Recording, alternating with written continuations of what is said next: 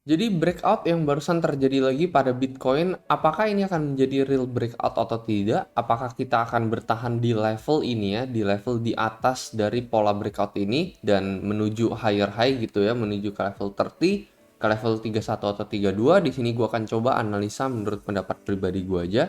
Kalau menurut kalian Bitcoin bisa naik lagi atau kayaknya dari sini kita bakalan kena reject, di sini gue bisa saranin ya buat kalian yang pengen open posisi futures ya, buat ngelong atau nge-short bisa dua arah. Leverage juga sampai 125 kali, jadi profitnya bener-bener maksimal ya. Kalian bisa trading di platform BingX. Di sini mereka juga ada menyediakan fitur copy trade yang jarang ada di market yang lain. Menurut gue ini cocok banget buat pemula ya. Mereka di sini ada fitur copy trade. Kalian bisa cek sejarah trader masing-masing seperti apa. Sebulan terakhir profit rate-nya berapa, dalam 3 bulan terakhir apakah mereka konsisten profit atau tidak. Jadi menurut gue cocok banget buat pemula. Selain itu bagi kalian yang sibuk kerja, nggak sempat mantengin grafik setiap saat, fitur copy trade ini sangat berguna teman, karena kalau misalkan mereka buka posisi, kita bakalan keikutan, mereka tutup, kita juga bakalan keikutan. Jadi cukup tinggal deposit duit doang, lalu kita tinggal follow copy trader tersebut. Mungkin bagi teman-teman yang tertarik, kalian bisa langsung join BingX, linknya ada di deskripsi di bawah, teman-teman bisa langsung mendapatkan bonus sampai $120. Selain itu, kalian akan otomatis menjadi salah satu partisipan di dalam komisi trading yang rutin gue adakan ya. Biasanya gue giveaway senilai 7 juta rupiah cash ini. Selain itu juga sisanya ini rewardnya bisa mendapatkan trading bonus, dan ini khusus hanya untuk referral gue aja. Selain itu khusus untuk referral yang menggunakan link gua, kalian akan mendapatkan bonus $20 kalau misalnya kalian deposit 100 USDT minimal di sini teman. Jadi untuk mendapatkan benefit-benefit tersebut ya, itu juga rutin gua adakan, nggak cuma sekali tetapi berulang kali ya, rutin biasanya tiap bulan. Kalian bisa langsung daftar aja menggunakan link khusus yang ada di deskripsi di bawah. Nah, jadi seperti yang kita tahu ya, beberapa kali symmetrical triangle ini fail teman ya. Jadi maksudnya fail dalam artian apa? Dalam artian ketika kita naik teman ya, ketika kita naik seperti ini, kita berhasil breakout, nggak lama kemudian kita selalu di reject gitu teman. Contohnya satu ini teman, kita di reject satu candle 4 jam minus 4% sekian. Padahal udah confirm time frame 4 jamnya kita udah closing candle di atas teman. Dan ini nggak cuma terjadi sekali ya. Breakout ini udah terjadi kedua kali di sini teman. Terus kita fail lagi nggak lama setelah itu ya.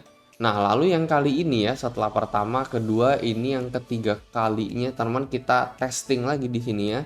Dan kita confirm lagi time frame 4 jamnya di sini. Yang terakhir sih kita cuman ngehold kayak sekitar 4 sampai 12 jam doang sebelum kita akhirnya terjun di bawah pola ini lagi. Yang ini cuman sebentar banget 4 jam. Kalau yang satu ini kemungkinan besar sih harusnya bakalan lebih lama. Ini udah sekitar di atas 12 jam kita berhasil berada di atas garis pola symmetrical triangle breakout ini.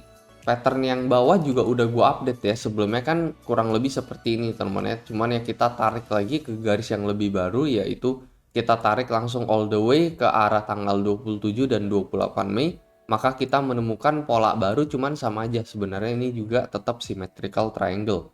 Dan sekali lagi untuk symmetrical triangle ini belum ada konfirmasi arah teman ya. Jadi meskipun kita saat ini udah terlihat sepertinya sudah break pola, cuman overall kita masih ada di trend lower low teman ya. Jadi trennya ini resistnya ini masih makin lama makin rendah. Awalnya dari 32, lalu ke 31, lalu ke 30, lalu saat ini ada di level 29. Jadi meskipun dari secara pattern kita mengalami breakout, tetapi so far kita resistnya makin lama masih makin rendah dan masih bisa dibilang di dalam polanya symmetrical triangle. Cuman apakah ini bisa menjadi salah satu sign gitu, pertanda bahwa kita akan bakalan naik terus-menerus atau tidak?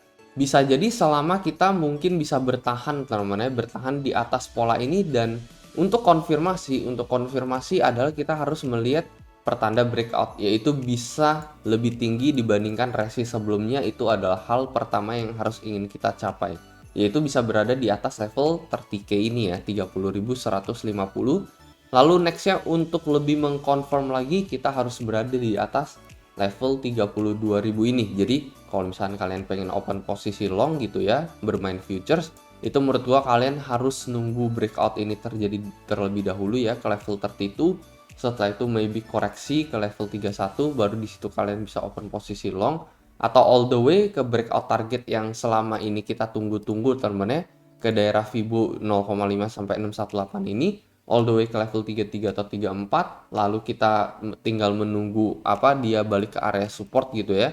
Kalau udah ke 33 34 paling dia koreksi balik ke level 31 ini lagi teman. Jadi ini resist yang paling kuat ini ya, yang ada di level 32 ini akan menjadi the next support area kalau misalkan terjadi breakout. Saat ini volumenya bener-bener udah semakin mengecil teman ya. Jadi kayaknya dalam beberapa hari kemudian akan ada satu volume besar, entah itu bakalan menuju upside target gitu ya, menuju ke area level 32 all the way, atau kita bakalan terjun lagi ke level all the way ke level 27.000 awal gitu.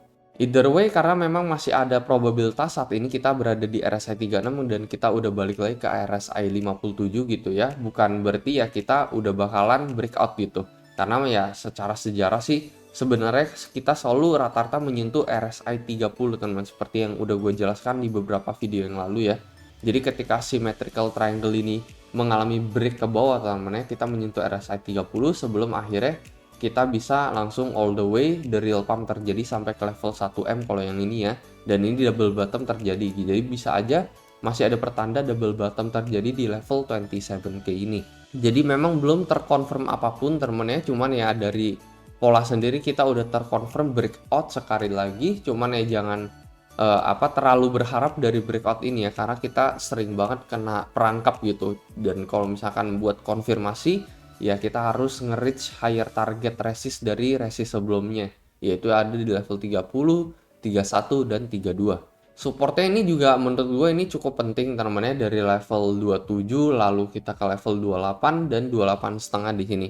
Jadi kalau misalkan teman-teman misalkan ini terjadi, kita break support di bawah ini ya, di bawah berapa 28.300 ini ada possibility, ada probabilitas yang lebih besar bahwa bisa aja terjadi double bottom.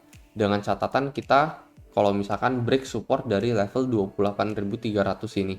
Jadi ya berlaku sebaliknya juga, kalau misalkan kita break resist dari sebelumnya, ini pertanda yang bakalan lebih bagus buat Bitcoin ya, break di atas level 30. Dan sebaliknya kalau misalnya kita break support di bawah level 283 ini juga bisa mendatangkan bearish lanjutan buat Bitcoin. Jadi entah bakalan turun di bawah level 283 ini atau break di atas 32 ini. Nah kalau menurut pendapat kalian kayak gimana nih? Mungkin kalian bisa coba komentar di kolom komentar di bawah. Secara time frame weekly ini kita lagi-lagi temennya, kita ini udah candle ke-8.